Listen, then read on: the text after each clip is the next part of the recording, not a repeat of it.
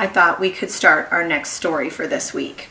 Now, if you remember, we read all about mercy and how it all began last week. I thought this week we could start with Mercy Watson to the Rescue. And it was written by Kate DiCamillo. She is the author. That's right. Get your writing hands, boys and girls. Author.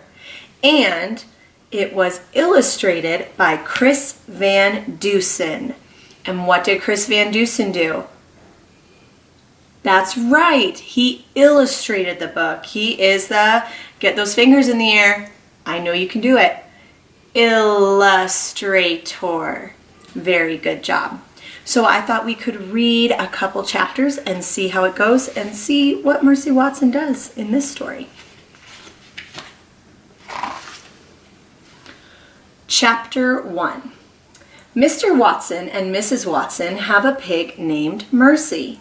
Each night they sing Mercy to sleep. Bright, bright is the morning sun, sing Mr. and Mrs. Watson, but brighter still is our darling one. Dark, dark is the coming night, but oh, our Mercy shines so bright. How many of you heard rhymes? Were you doing these? Good job.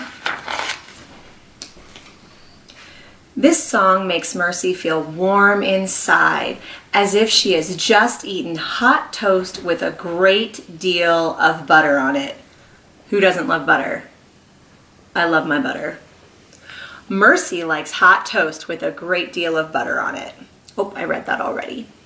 But when Mr. and Mrs. Watson kiss her goodnight and turn off the light, Mercy's room becomes dark, very dark. And Mercy does not feel warm and buttery toasty inside anymore. She feels afraid. One night after Mr. and Mrs. Watson sang their song about the sun, kissed Mercy goodnight, and turned off the light, Mercy decided something. She decided that she would be much happier if she wasn't sleeping alone. And so, Mercy got out of her bed and went and got in bed with Mr. and Mrs. Watson. She snuggled up between them. Mercy felt warm inside, as if she had eaten hot toast with a great deal of butter on it.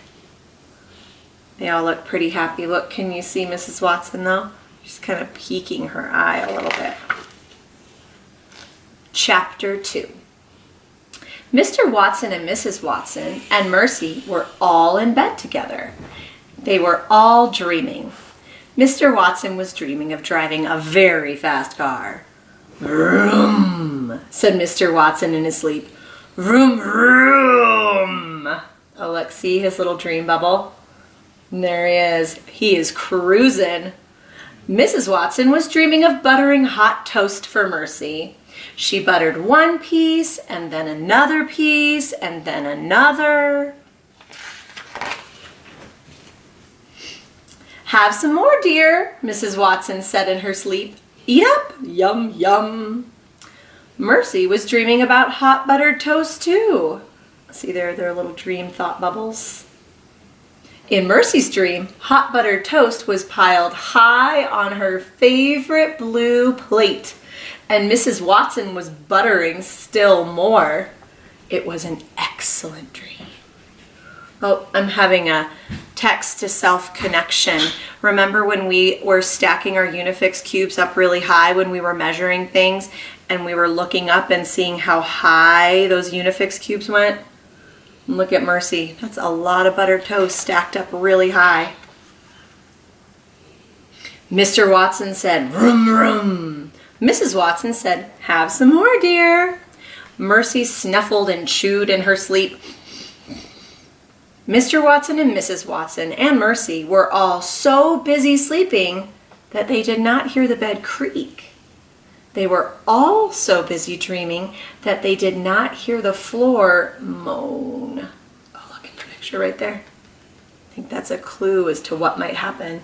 What do you think's going to happen? Yeah? Okay, let's find out. Chapter 3, boom. I'm gonna stop right there. I'm really, really worn out from being chased by all those sharkosaurs. So I want you to do me a favor, boys and girls. Go ahead and with Mom and Dad's help, send me an email. And if you want to hear another story that's different next week, let me know, because I've got quite a few stories here with my boys and because I just love books so much. Or if you want to hear more from Mercy Watson, doesn't mean we will stop. But for next week, if you want to hear more of Mercy Watson instead, send me that email. I hope you guys have a wonderful weekend. I miss and love you all bunches. Take care and stay safe. Bye now.